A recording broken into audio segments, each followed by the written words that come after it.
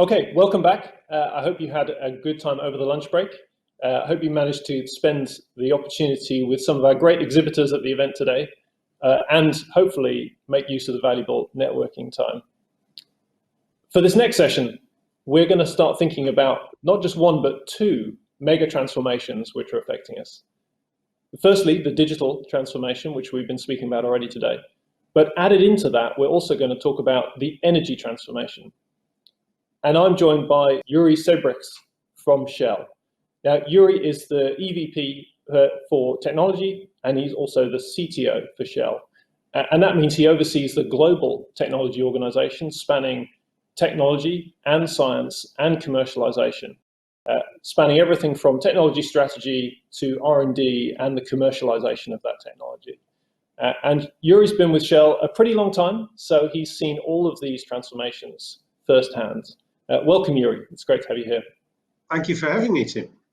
So, Yuri, I guess as common with many of us over this slightly strange period, I guess we've all been spending time on vacation over the summer. I guess you, as with many of us, have spent some time at home because we're in a slightly strange time. We can't really jump straight into digitalization and energy transformation without reflecting on the fact that I think the world has changed. Clearly the COVID pandemic is impacting us all in many, many ways. So maybe we should start there. Tell us a little bit about how the last 6 months have been for Shell, both clearly in the midst of a health crisis, but clearly as an oil and gas company, record low energy demand. So, how has the last 6 months been for you and your team and your organization at Shell? Yeah, I think it's right to start there indeed, Tim. Of course, COVID is changing everything beyond what anybody of us had expected. I think this is the biggest change that most of us will experience in their entire lifetime. Indeed, for myself, I haven't traveled for 6 months now. That is very unusual for me. Normally in my working life, I was on the road pretty much all the time, meeting people from all around the world, learning new things. And looking at how we might apply that in the business. And now everything has changed, and I've been working from home for the last 6 months, like most of my colleagues. Let's first recognize this is a humanitarian crisis. Yeah, we can talk about the economic impact on our companies, and of course, that is very significant. But this starts with being a humanitarian crisis. At the moment that we are having this recorded conversation, already more than 700,000 people in the world have died because of COVID-19. That is just a mind-bogglingly large and traumatic, tragic situation. And millions more are at risk of losing their livelihoods. So this is a really big deal. Of course, this is affecting, for us as a company, our customers, our employees, their families, and that's front of mind. So the first thing that we focused on in these past 6 months is the way we can best help everybody come through this crisis, and that's making sure we can continue to deliver our products to our customers, because our products, energy products, are pretty much essential, to keep everybody's life going. So making sure that we continue to supply the fuels for emergency vehicles, for delivery trucks, continue to supply the natural gas for people to heat their homes, continue to supply the electricity to keep the lights on, but also supply things like chemical feedstock for hand sanitizer. We're a very large supplier of isopropyl alcohol, and that demand actually surged, as you might expect. Also continue to supply the lubricants to keep wind turbines turning, and many other products that we supply. So continuity of operations has been an important focus for us. Then there's been different and unusual ways in which we've made our contribution to fighting the virus and its impact. Avoid some of our 3D printing capability to quickly ramp up together with others, making visors for emergency personnel in the NHS. In the Netherlands, we've worked together with the University of Delft and others to quickly build many hundreds of breathing protection apparatus for ICU personnel things that, of course, normally we don't get involved in, but we have capabilities that we can deploy, and so we do that. And then a big and important topic has been, how do we keep everybody working safely from home as much as possible? So we quickly ramped up our IT capabilities, so that now we typically have 80,000 employees working from home every day, where normally they would come to offices or to our plants, and we only have people coming to the work site if it's strictly required, if they're operating a physical asset or they're doing laboratory experiments that they can't do at home, or things like that. That's not only typical desk work that we do from home. We've also ramped of robots and remote inspection techniques, enhanced reality, cameras on helmets, all kinds of things to help people continue to do their work from their kitchen table or home office or bedroom or wherever they're working right now, and continue our operation. So a big impact. And then, of course, as you mentioned, with such an unprecedented slowdown in the economy, we're also seeing slowdown in the demand for energy products. So we've had to adapt our financials, reduce our expenditure to make sure that we remain economically viable and cash positive. Wow, yeah, that's a huge sweep of changes which you and your team are experiencing across both economic and technological, and, as you mentioned, humanitarian impact. So a lot of stuff going on. I guess with an organization the size of Shell and with the reach that you have, that's not surprising you've had so many things to deal with. I guess listening to a few of the things you mentioned there, it's pretty clear that digitalization is a big part of what you're doing. Enabling your team to work from home, helmet cams, all of those technologies you mentioned. And clearly those are helping in the midst of this COVID pandemic. But at the same time, we're pretty clear that the climate crisis has not gone away. So the energy transition is still as real as it ever was, or as needed as it ever was, let's say. What's your view? How does digitalization fit with that? We talked about these two mega trends when we started. So what is the role then of digitalization in the energy transition that you're seeing?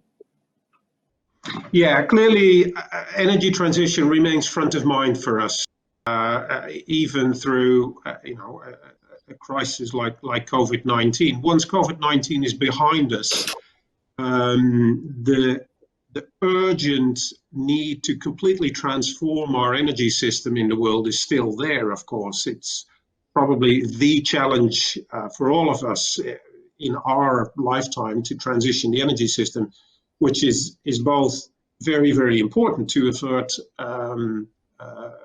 catastrophic climate change. It's also very, very difficult. It is more complex than most people realize.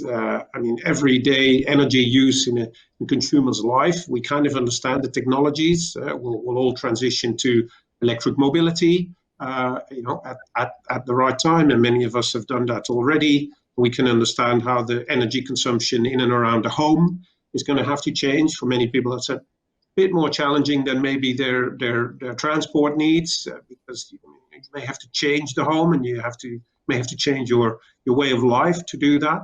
But then beyond that, there's big challenges like, how do you change the way our industry runs? Big industrial processes have been designed over many decades, in some cases more than 100 years, to run on consuming vast amounts of energy through the burning of fuels in industrial furnaces. And it's not that easy to change all of that. So a big task there that we are deeply involved in.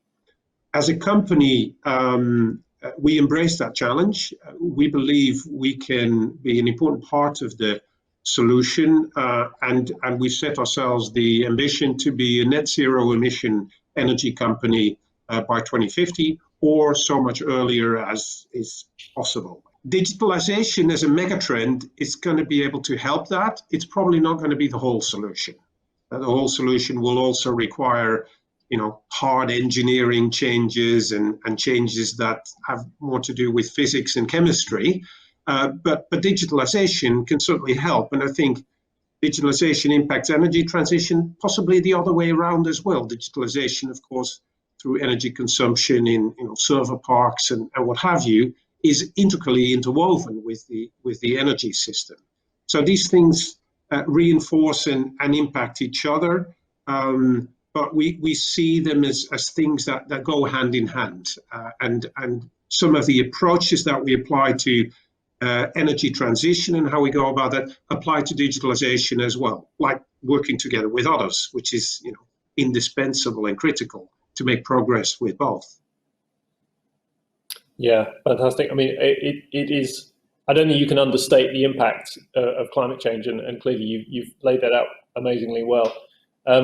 In terms of how Shell is approaching that for the piece of the problem which we can see digitalization can contribute to, I think for this conference we should be thinking about that as a topic, and clearly there'll be plenty of thoughts around the physics and the chemistry side of how we can help.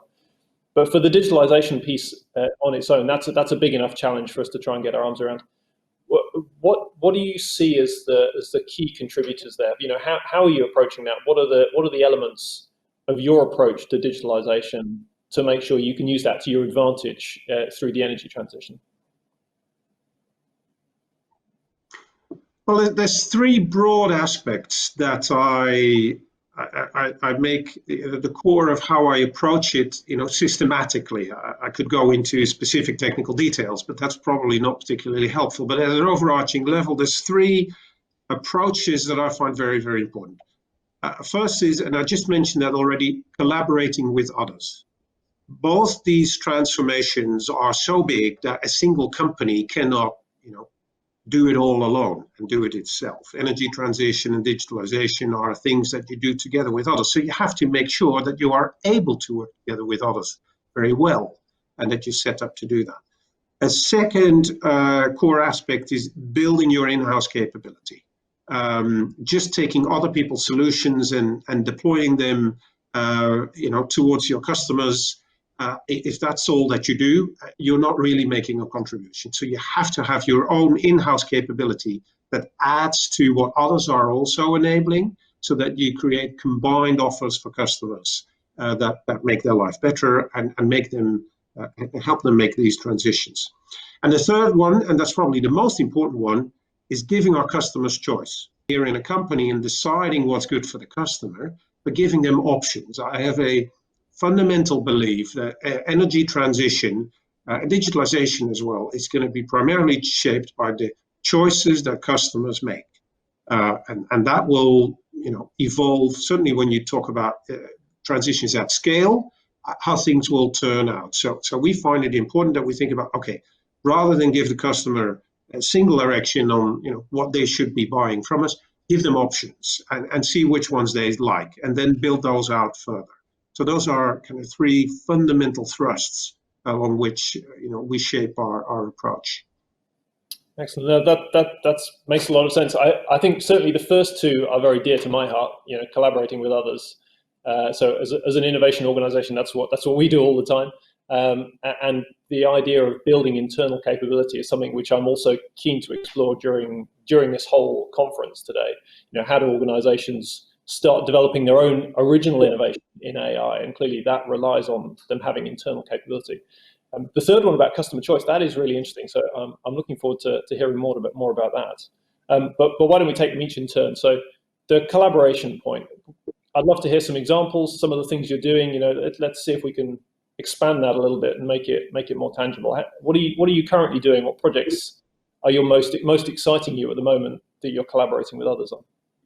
Oh, there's so many exciting ones. I can't give you a definite list, but I can give a couple of examples just from the last couple of months. So we work a lot with universities and research institutes and have done that for many decades. Just in 2019, we launched more than 200 joint research collaborations with universities around the world in a whole suite of topics. But one that's at the intersection of energy transition and digitalization, for instance, is some work that we started with scientists at the universities of Leiden and at the Free University of Amsterdam, in how in future quantum computing could be used for the modeling of chemical reactions. You'd have to come up with different approaches and whole new algorithms to do that.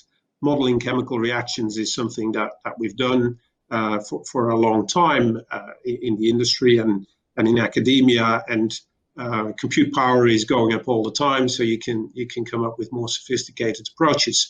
But quantum computing, once it's there, will completely change the game. So we want to be on the front foot.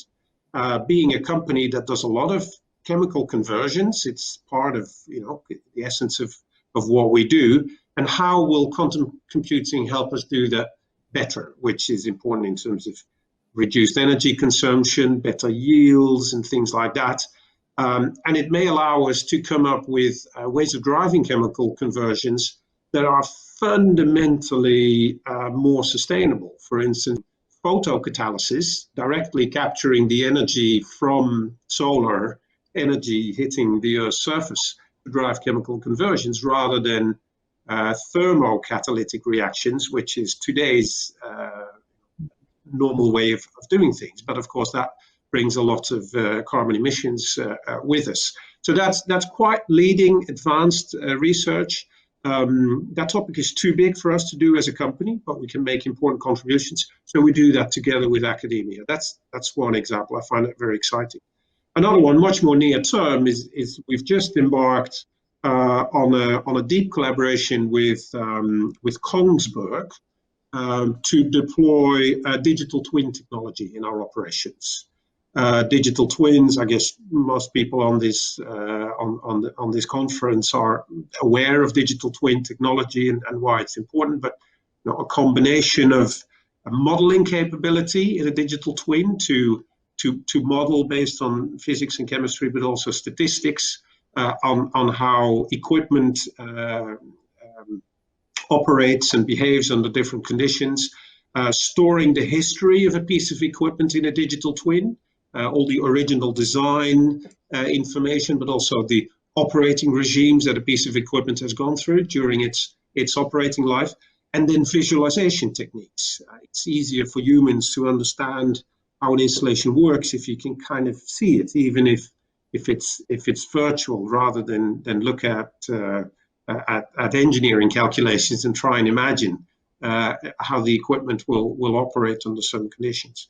So bringing that digital twin technology to our operations is something that we are deeply involved in ourselves through our engineers and our operating staff, etc. But working together with Kongsberg, who's really specialized in this, allows us to go much faster.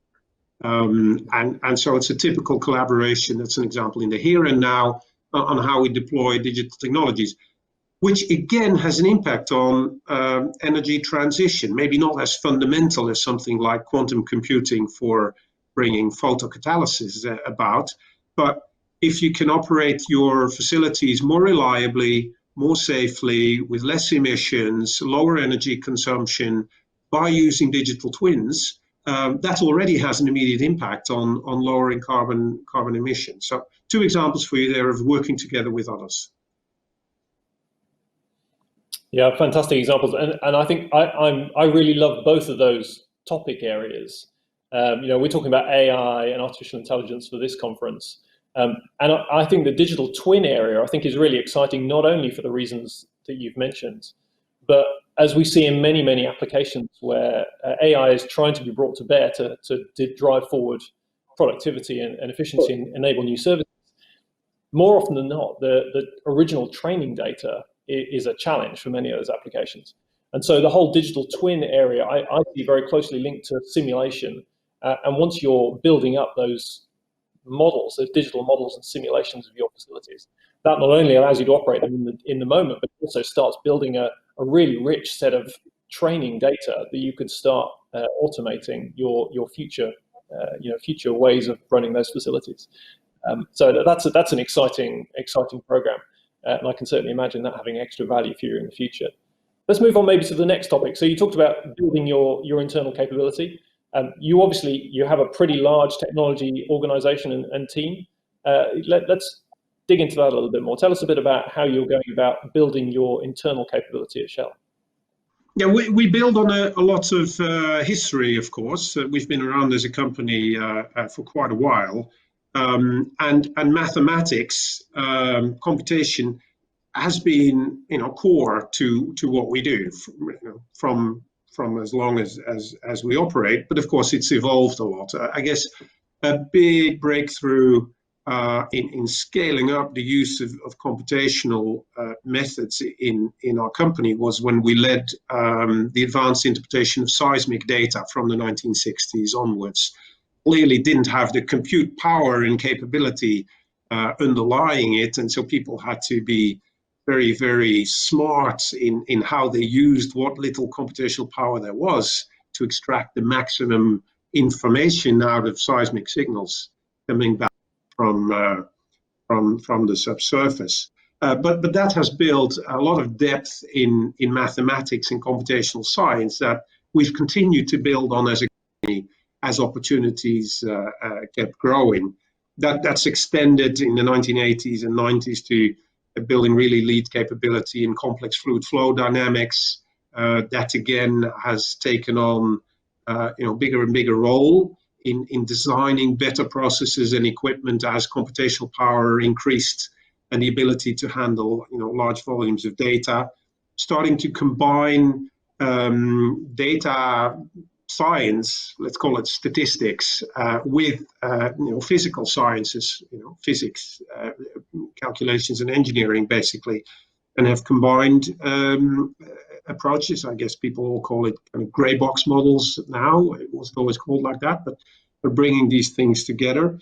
And the last 10 years, more and more using compute-based simulation for chemical processes. Are already touched on chemical processes, but chemistry used to be more of a trial and error, kind of, try it out in the lab and see what happens kind of science. But it's becoming more and more a computational science as the capabilities to compute through large volumes of interactions continue. So we build on all that capability.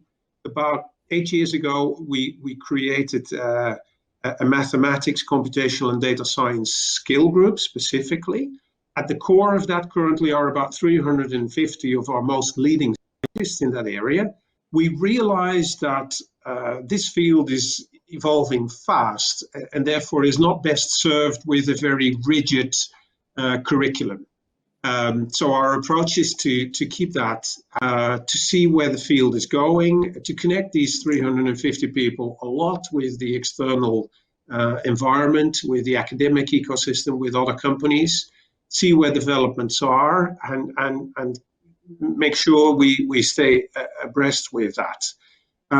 For the larger groups of people, we use a variety of learning programs where we work with others. Would expect Udacity, Microsoft, LinkedIn Learning, a lot of kind of demand-driven learning. So not necessarily pushing curriculums on people, but arouse their interest and then pulling on these programs. And also very much a data-centric approach, where good access to data also allows us to understand how the field is developing and how we stay abreast with that. Very good. So a strong emphasis on data, the data that you have, I guess, because certainly in your upstream operations, that must be generating vast quantities of data. It's pretty well-known application for the volume of data it's producing. But then a strong focus on education and keeping abreast of the field. I think that those are two really strong elements I can see from what you've just said. So thank you, Yuri. That was a great summary of thinking about building internal capability. I'm really intrigued, though, by the last point that you made, that one about giving customers choice. Tell us a bit more about that. How does that fit with digitalization and dealing with the energy transition? Sure, happy to. And my first remark is going to be maybe the last point, but it's probably the most important. So in a way, it's the first point. As a company, we exist because we can offer solutions to customers that they want and need, right? That's essentially what we do in society. And We've been around as a company for a while, so we've done that for over 100 years. We've got more than 1 million business customers and more than 100 million consumer customers, and their choices are front of mind for us. That, I believe, is going to be essential for a successful energy transition as well. The choices that customers make are going to shape how the energy transition unfolds. And digital technology can help us offer those choices to customers. That's probably best explored through some examples. So maybe the first example that I touch upon is customer loyalty, and specifically in the UK, the Go Plus customer loyalty scheme that we launched last year. Go Plus is a system that customers can choose to join. It's got a reward engine behind it that monitors the customers' transactions with us, the energy products that they buy, but also the non-energy products. And with their permission, it looks at those data and it combines them with anonymized data from lots of other consumers and their behaviors. And it predicts loyalty offers that a customer might particularly appreciate because of their preferences and habits. The uptake on that is very successful. We've got more than 1.5 million customers in the UK who have joined that system and are very happy with it. Now, we use that system to also offer our customers the option of automatically offsetting all the carbon emissions that are associated with their energy products that they buy from us at the forecourt by buying nature-based solutions offsets. This is important. If you look at the IPCC report or other people that study climate science, the broad consensus is that nature-based solutions are not the whole solution to averting climate change, but it's certainly an important part of the solution.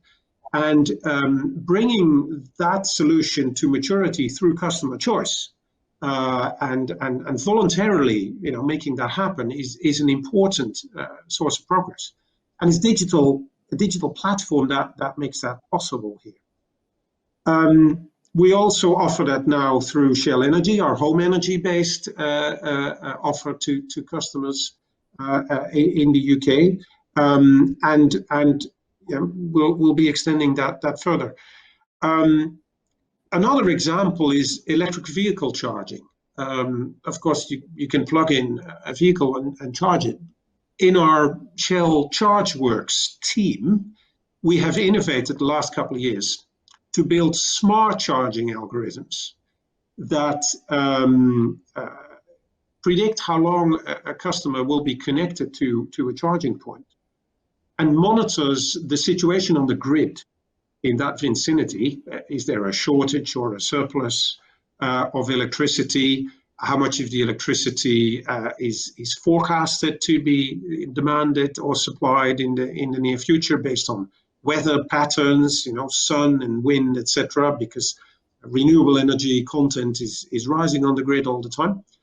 And it can then offer the customer the option to optimize at which moments it charges through their period of connection for either lowest cost or lowest carbon footprint. Because of course, if you can charge with electricity that came from a wind turbine, that's lower carbon than if it's electricity that came from a coal-fired power station.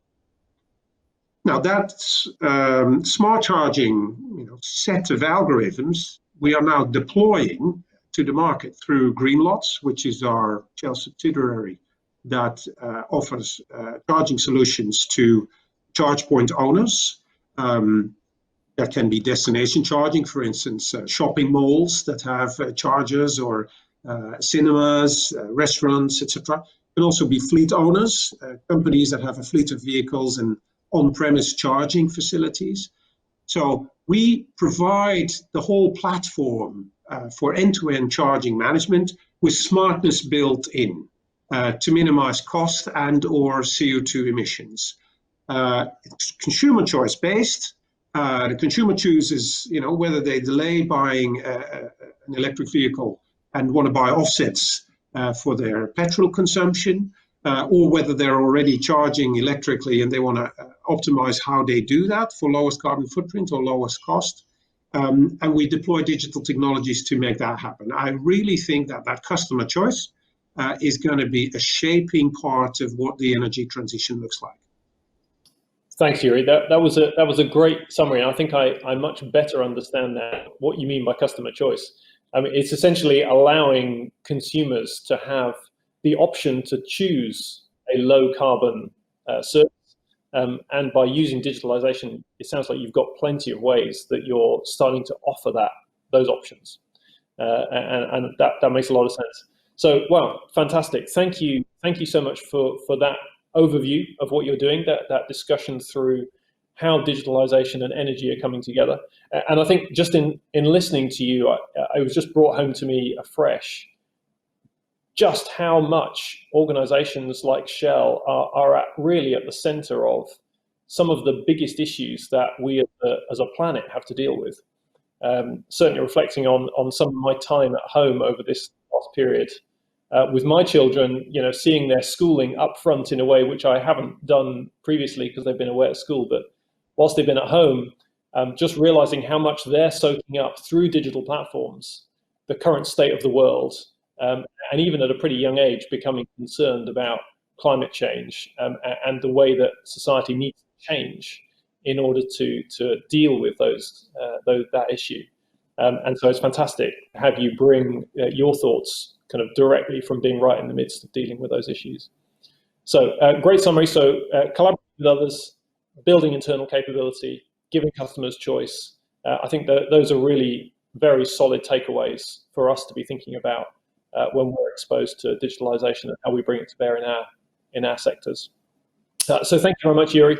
Is there anything else you would like to add just as a final thought to round things up? Maybe not a new thought, but just reflecting back on the times that we live in. COVID-19, of course, is front of mind for all of us. It's disrupting lives of people around the world in ways that we certainly all didn't see coming and that are probably once in a lifetime. I hope that good will come out of it. At some point, we'll come out the other end of this crisis. A vaccine will be found eventually, and we'll be able to move on. And the topic of climate change is still going to be there.